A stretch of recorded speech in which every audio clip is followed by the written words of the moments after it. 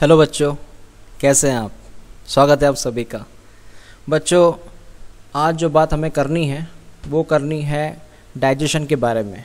Okay, अब तक हमने जो पोर्शन कंप्लीट किया है वो है ग्लैंड्स के बारे में, जिसमें हमने pancreas, liver and salivary glands, ऐसे 3 ग्लैंड्स के बारे में हमने पढ़ाई की थी। ओके, मैं रिपीट कर रहा हूँ, मतलब हमने क्या क्या कौन कौन से ग्लैंड्स के ऊपर स्टडी किया था। हमने पढ़ा था लीवर के बारे में, हमने पढ़ा था सलाइवरी ग्लैंड्स के बारे में, और लास्टली पढ़ा था हमने पैनक्रियाज के बारे में। ओके, ये पूरा होने के बाद अभी हमें पढ़ना है कि जो फूड है वो फूड डाइजेस्ट कैसे होता है। ओके, तो स्टार्ट करते हैं हमारा point, that's 12.4 physiology of digestion, कि एक्चुअल में डाइजेशन होता कैसे है और डाइजेशन का मतलब क्या है, कि कैसे जो खाना है, फूड है, वो डाइजेस्ट होता है। ओके, तो इन्होंने कहा है हमें क्या कहते हैं ये, we are already aware that food we consume need to be process in order to utilise it completely. Okay, जानिए क्या कहना है इनका। We are already aware that food we consume, जो हम खाना खाते हैं, okay, need to be process, मतलब जो हम खाना खाते हैं उस खाने के ऊपर प्रक्रिया होनी चाहिए, उस खाने के ऊपर प्रोसेस होनी चाहिए। ओके, ऐसी होनी चाहिए ताकि हम उसे कम्प्लीटली यूज़ कर सकें। तो ओवरऑल इनका ये कहना है कि जो भी हम फूड खाते हैं उस फूड का लास्टली हमें यूज़ करना है और उसका यूज़ होना चाहिए। Got it? यस। अगर हमने खाना खाया और उस खाने का कुछ भी यूज़ नहीं किया, ओके, तो शरीर को न्यूट्रिशन नहीं मिलेगा, शरीर को एनर्जी नहीं मिलेगी। सो जो हम खाना खाते हैं इस खाने के ऊपर प्रोसेस किया जाता है ताकि हमें प्रोसेस करने के बाद हम इस फूड को यूज़ कर सकते हैं, और अंत में हमें यूज़ करने के बाद क्या मिलती है? एनर्जी मिलती है। Got it? ओके। अगर हमने खाना खाया, फूड खाया, और उस फूड के ऊपर प्रोसेस ही नहीं हुआ है ना, तो हम उसे यूटिलाइज नहीं कर सकते। Okay, next, the physiology of digestion. Digestion का जो फिजियोलॉजी है, फिजियोलॉजी एक प्रोसेस है। फिजियोलॉजी क्या है? प्रोसेस। आप बोलोगे फिजियोलॉजी क्या है, तो फिजियोलॉजी एक प्रक्रिया है। ओके, स्टेप बाय स्टेप होने वाली प्रक्रिया है। तो physiology of digestion include the various process, इसमें बहुत सारी प्रक्रिया आती है। Involve the simplification of the food. Simplification of food का मतलब ये है, what is simplification of food? Simplification of food का मतलब ये है कि हम जो फूड खाते हैं वो फूड शुरू में कॉम्प्लेक्स होता है। यस, हम जो खाना खाते हैं वो काफ़ी कॉम्प्लेक्स होता है, जिसे हम यूज़ नहीं कर सकते। इसलिए वो जो फूड है उस फूड को अंत में सिंपल बनाना पड़ता है। यस, फूड को सिंपल बनाना पड़ता है, that's we called as digestion. तो ये जो डाइजेशन का फिजियोलॉजी है, इसमें हमें क्या करना पड़ेगा? जो कॉम्प्लेक्स फूड है उसे सिंपल में कन्वर्ट करना पड़ेगा। ओके, अब ये कॉम्प्लेक्स सिंपल का मतलब क्या समझिए। अगर मैंने यहाँ पे चेन बनाई, ये लॉन्ग चेन है ना, ये लॉन्ग चेन है मॉलिक्यूल्स की। मॉलिक्यूल आपको पता है केमिस्ट्री में, तो ये मॉलिक्यूल्स की लॉन्ग चेन है, तो इसे कॉम्प्लेक्स कहेंगे। अब ये चेन अगर कन्वर्ट होती है सिंपल एक ही फॉर्म में, एक ही मॉलिक्यूल में, आप देख सकते हैं यहाँ पे एक चेन है, चेन ऑफ मॉलिक्यूल्स, यहाँ पे एक सिंगल है ना, तो सिंगल मॉलिक्यूल है। तो चेन ऑफ मॉलिक्यूल को हम कहते हैं कॉम्प्लेक्स कंपाउंड, और सिंपल को, मतलब जो सिंगल आपको दिख रहा है, इसे हम कहते हैं सिंपल। तो हमें फूड को चेन को तोड़ के, इसके चेन को तोड़ के सिंगल में कन्वर्ट करना है। समझ में आया? यस, उसी को हम कहते हैं डाइजेशन, डी फॉर डाइजेशन। चलो बात करते हैं next. Digestion is process carried out by both. Digestion 2 तरह से होता है, एक होता है मैकेनिकल डाइजेशन, एक होता है बायोकेमिकल डाइजेशन। अब ये क्या है सर? हाँ, मैकेनिकल डाइजेशन, बायोकेमिकल डाइजेशन, ऐसे 2 प्रकार के डाइजेशंस हैं। मैकेनिकल डाइजेशन का मतलब ये होता है कि ऐसा डाइजेशन जो हमारे टीथ की वजह से हो रहा है। हम खाने को चबाते हैं ना, यस, जब हम फूड को चबाते हैं तो वो भी एक डाइजेशन ही है ना, तो मैकेनिकल डाइजेशन हुआ। टंग के ज़रिए होने वाला डाइजेशन जो है वो एक मैकेनिकल डाइजेशन है।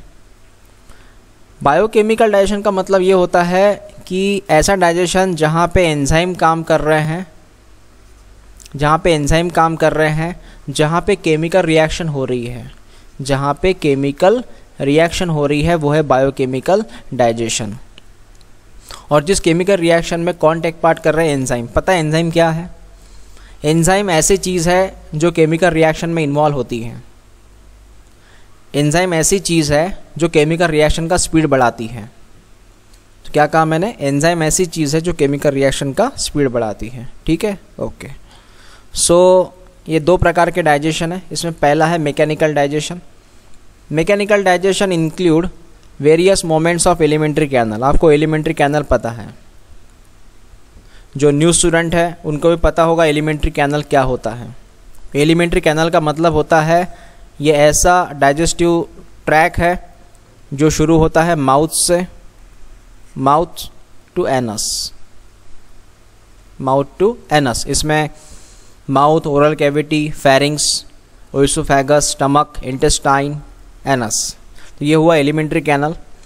तो इस एलिमेंट्री कैनल में जो मूवमेंट हो रही है, कौन से भी, ओरल कैविटी में मूवमेंट हो रही है, फेरिंग्स में हो रही है, ओइसोफेगस में हो रही है, स्टमक में हो रही है, इंटेस्टाइन में हो रही है, तो जो भी मूवमेंट हो रही है एलिमेंट्री कैनल की वो है मैकेनिकल डाइजेशन।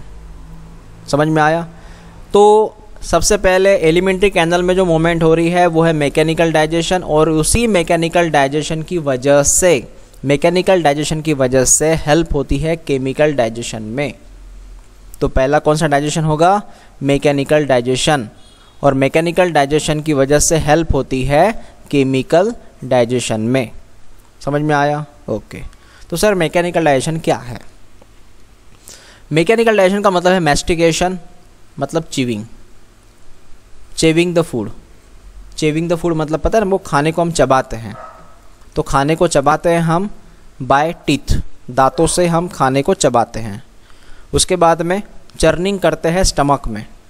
चर्निंग का मतलब क्या है? चर्निंग का मतलब होता है स्टमक में जैसे वो फूड जाता है, उस फूड को वहाँ पे चर्न किया जाता है। जैसे एग्जांपल, हमने हमारे हाथों में मिट्टी ली, हमने हमारे हाथों में मिट्टी ली और उसको रगड़ रहे, रगड़ना बोलते हैं उसे, रगड़ना, है ना।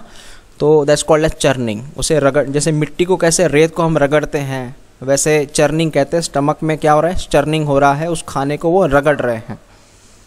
उसके बाद में पेरिस्टाल्टिक होती है मोमेंट।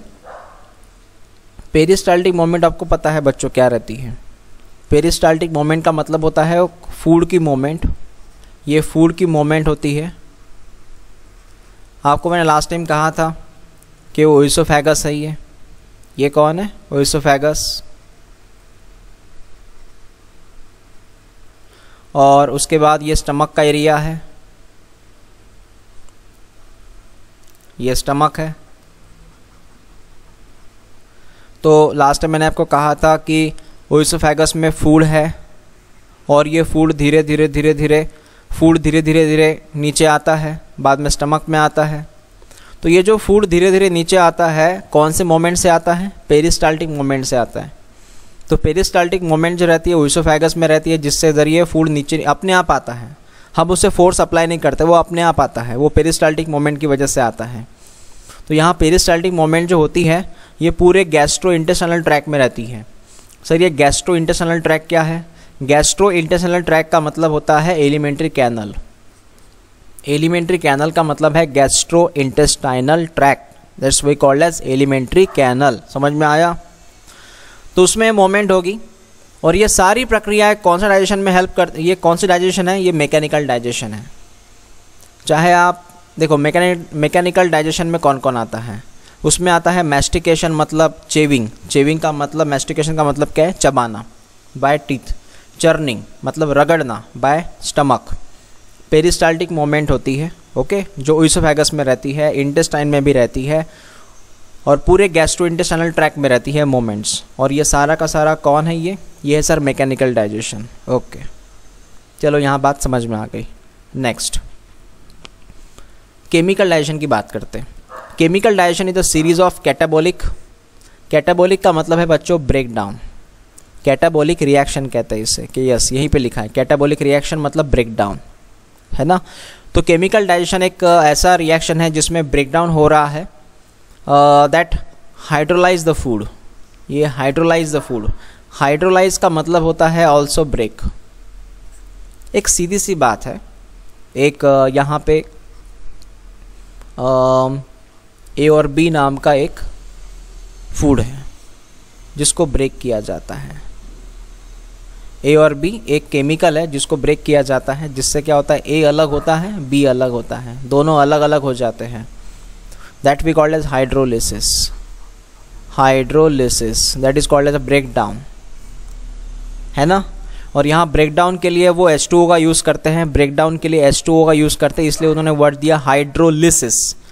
हाइड्रोलिसिस ये जो यहाँ पे वर्ड है हाइड्रो, हाइड्रो मीन्स वाटर और lysis means break, lysis means break. तो यहाँ पे हाइड्रोलिसिस का मतलब हुआ कि ये जो ए बी है ये ब्रेक हुआ वाटर के हेल्प से। यहाँ पे वाटर आएगा जो ए और बी को ब्रेक करेगा, ए अलग हो जाएगा बी अलग हो जाएगा, ठीक है। हमें इतने केमिस्ट्री में जाना नहीं है, हमें सिर्फ इतना बात करना है कि ए बी एक फूड था, है ना, तो इसको ब्रेक किया गया, ए अलग हुआ बी अलग हुआ, that's called as chemical digestion. समझ में आया।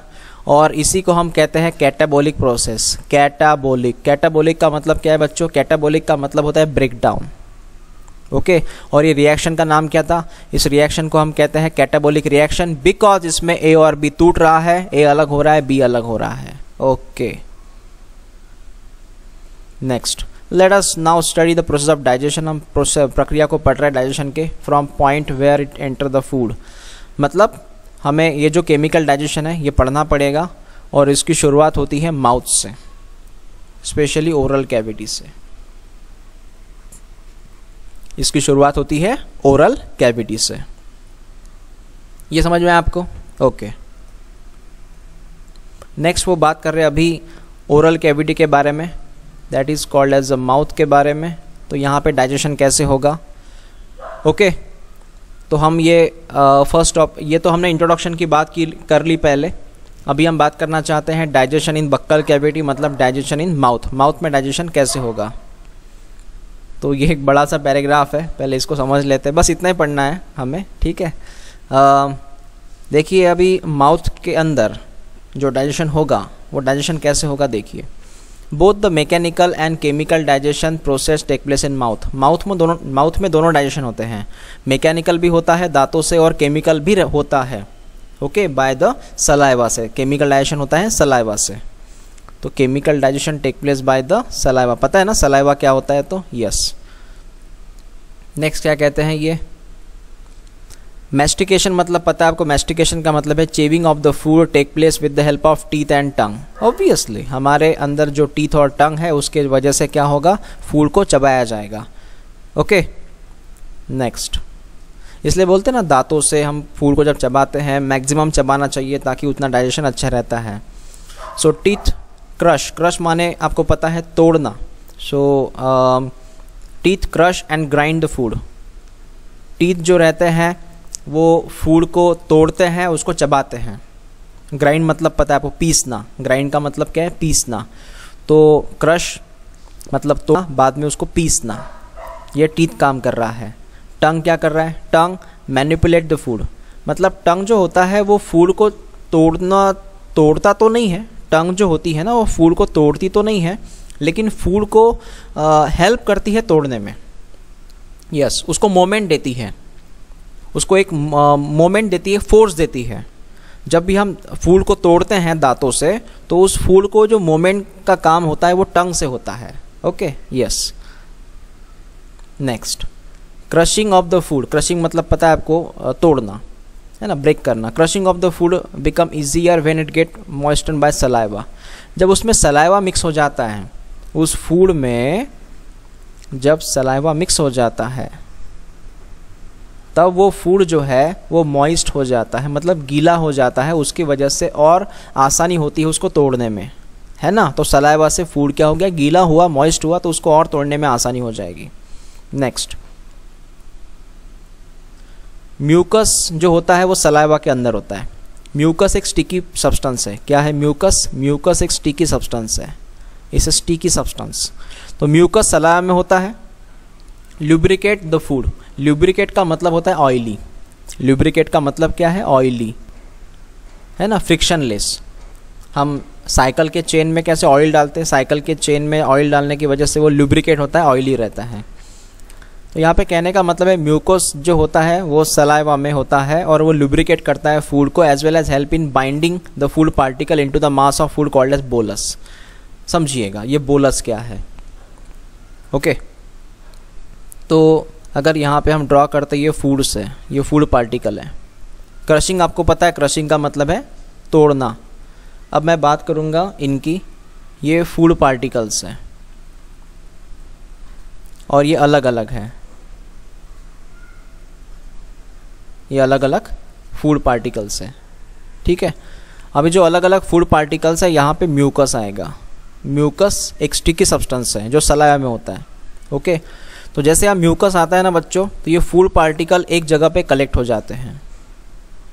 फूड पार्टिकल एक जगह पे कलेक्ट हो जाते हैं और एक सर्कुलर स्ट्रक्चर जैसा एक फॉर्म कर लेते हैं। तो ये फूड पार्टिकल एक में स्टिक हो गए, क्योंकि म्यूकस का नेचर क्या है, मैंने क्या कहा, म्यूकस का नेचर क्या है, म्यूकस स्टिकी होता है। और ये पार्टिकल को स्टिक किया उसने और एक पर्टिकुलर एक गोले जैसा है उन्होंने एक सब्सटेंस बनाया, उसी का नाम है बोलस। क्या नाम है? Bolus. We call it bolus. तो हमने शुरू में फूड खाया था, फूड के हमने ढेर सारे टुकड़े किए, बहुत सारे पार्टिकल किए, फिर इनको एक जगह पे कलेक्ट किया, इसको बोलस कहते हैं। Okay, now the bolus is सॉलो। सॉलो का मतलब क्या है? सॉलो का मतलब है निकलना, गिटकना, है ना। त्याला मराठीत आपण गिळणे म्हणूया, गिळणे। सो बोलस को सॉलो किया जाएगा, है ना। गिटकना होता है बाय डिग्ल्यूटेशन। डिग्ल्यूटेशन प्रोसेस है, हम डिग्ल्यूटेशन को भी बोल सकते हैं गिटकना। डिग्ल्यूटेशन में आपको पता है क्या होता है, जब हम किसी ये बोलस को जब बाद में पुश करते हैं, है ना, तो तब जाके हमारे ओइसोफेगस में जाएगा, एंट्री करेगा। ओके, तो बोलस को टंग के ज़रिए पुश किया जाता है, उसको फोर्स का लगा के पुश किया जाता है, तो वहाँ पे डिग्ल्यूटेशन होता है। मतलब डिग्ल्यूटेशन का आप मीनिंग समझ सकते हैं, गिटकना, उसको मराठी में कहते हैं गिळणे। Okay, yes. The tongue press against the palate. जब ये डिग्ल्यूटेशन होता है, मतलब ये गिटकना जब होता है, तब वहाँ पे प्रोसेस क्या होती है, जो टंग होती है उसको प्रेस किया जाता है पैलेट के अगेंस्ट में। पैलेट मतलब पता है आपको, पैलेट मतलब ये ऊपर का एरिया जहाँ अपन टंग लगाते हैं ना ऊपर। यस, माउथ में, ओरल कैविटी में ऊपर का एक बोन होता है, हड्डी होती है जहाँ पे हम टंग को लगाते हैं और उसको प्रेस करते हैं। And push the bolus into the pharynx. तो बोलस को पुश किया जाता है बाय टंग और उसे भेज दिया जाता है फेरिंग्स में। फेरिंग्स पता है आपको, फेरिंग्स हमारे गले में होता है। ठीक है, नाउ बोलस फर्दर पास इनटू ओइसोफेगस। तो फेरिंग्स में जाने के बाद वो बोलस कहाँ जाएगा, फिर वो जाएगा ओइसोफेगस में, फिर वो जाएगा ओइसोफेगस में। समझ में आया आपको? यस। तो इस तरह का ये कंसेप्ट है। क्लियर? तो एज इट इज, जैसे मैंने आपसे कहा, एक शॉर्ट में एक तस्वीर ड्रॉ कर लेते हैं।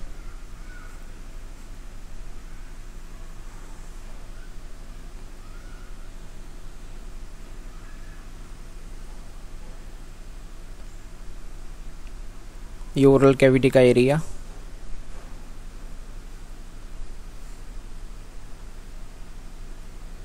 ओके। तो ये हुआ ओरल कैविटी, ये हुआ नोज का एरिया, है ना, ये माउथ का एरिया।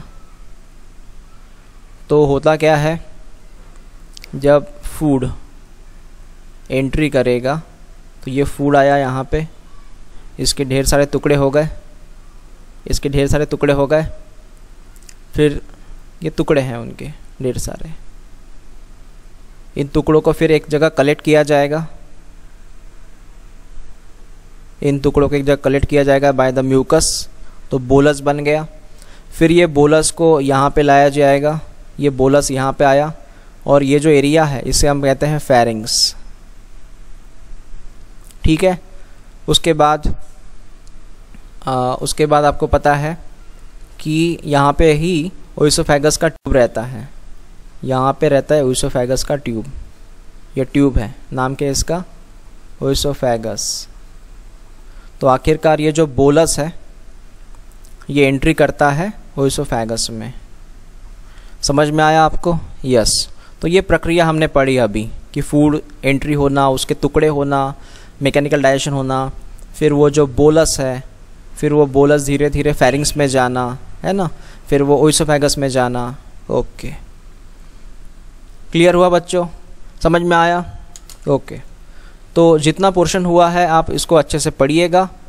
ठीक है, इसमें जो अभी मैकेनिकल डाइजेशन हो चुका है हमारा, अब बचा है इसमें केमिकल डाइजेशन, तो हम नेक्स्ट वीडियो में कवर करेंगे वो पार्ट। ठीक है, तो नेक्स्ट वीडियो में पढ़ना पड़ेगा हमें डाइजेशन इन बक्कल कैविटी में केमिकल डाइजेशन। ओके।